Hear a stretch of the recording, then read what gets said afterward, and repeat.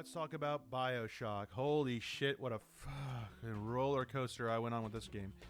So, just to give a little bit of backstory, I have kind of always had a weird relationship with Bioshock.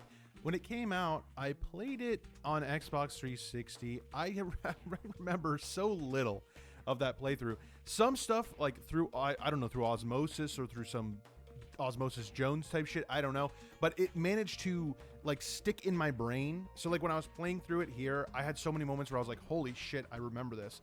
I don't know how, it was 15 years ago. But anyway, the point is, when Bioshock Infinite came out in 2013, I was like obsessed with Bioshock. I didn't give a shit about it other than the little bit I played.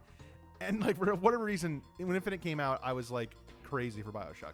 So that's like the last time I really remember being into this franchise. So to jump back into it now, I mean, almost 10 years after Infinite came out, I really was hoping to dive in and be like super awesome, great. God, I fucking love Bioshock. Ken Levine, you beautiful bastard. Instead, I walk away angry, frustrated, pissed off, want to strangle this motherfucker, and I just like, I hate Bioshock. I hate it. So here's the thing. I played the Steam version of what they call Bioshock Remastered. I don't know what's remastered about it. I graphically, I guess. I don't know. Look, visually astounding. Game is fucking gorgeous. Ran flawlessly on my PC. I'm not touting my PC, by the way. I don't really know a whole lot about PC games. I mostly play on console, but I do have a nice PC and I play games occasionally on it. I figured Bioshock, it's an old game, it'll run fine. And it did, but I had so many fucking technical issues, not necessarily related to like the game's performance. For example, audio files, like whether it was songs in the game, whether it was diaries you're listening to, characters talking, so many times lines would just like, I don't know how to describe it, dub over, skip. It would be like, hello and welcome to Rapture. It's like, what's going on here? It would just happen all the time, and every time it would happen, I was like, this game's gonna crash. Speaking of crashing, the game didn't crash in the standard sense, the normal sense you would imagine a game crashes. Instead, it fucking bricked my computer twice in 2 different fucking times. It fucking bricked my computer, and the reason I'm pissed about that isn't because it bricked and I had to hard shut off my computer. That's whatever. My problem is, each fucking time it happened, I lost an hour of progress. The game has an autosave feature that is a fucking waste of time. It only autosaves at the beginning of every new area.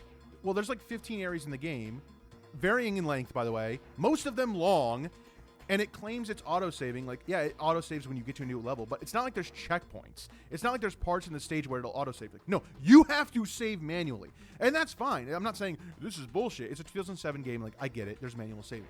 But the problem is when the game fucking crashes and you lose an hour of progress, it's infuriating. It's fucking nuts. And I have a sneaking fucking suspicion this is exclusive to the PC version, or at least the Steam version, because before I started playing this game, I saw a ton of negative comments on the Steam page about how the game doesn't work, it's broken, it's buggy, and a lot of people were saying the game wouldn't even launch at all. I never had that issue. It always launched fine for me. As far as the game itself, let's talk about the game, right? Story, astounding. For a game to really try to break the mold, especially in first-person shooters, I think they fucking nailed it.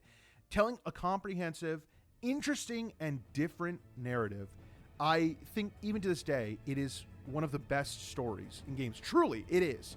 A lot of the story is delivered through audio tapes. You don't necessarily have to listen to them. And I struggle to wonder, I don't struggle to wonder, but I struggle to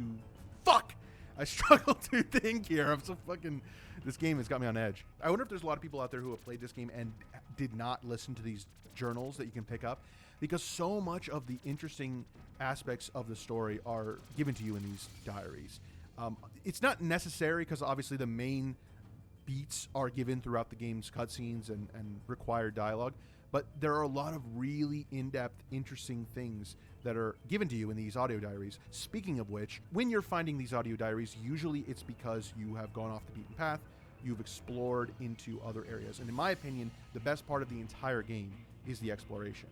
There are a lot of places you don't have to necessarily go. There's nothing in them that is required to get or see, but that's where you'll find some of the best parts of the game. Not only in the audio tapes you'll find there, but in presentation. Like, you'll come across enemies, in these scary.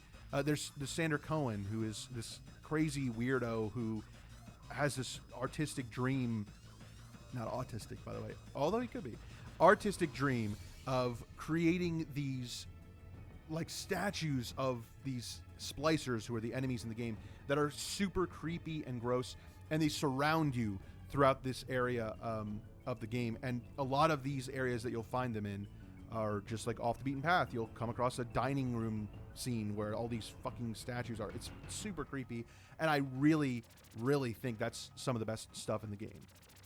The world building, the world itself of Rapture is so interesting, and everywhere you go it's beautiful. This is where the positives end.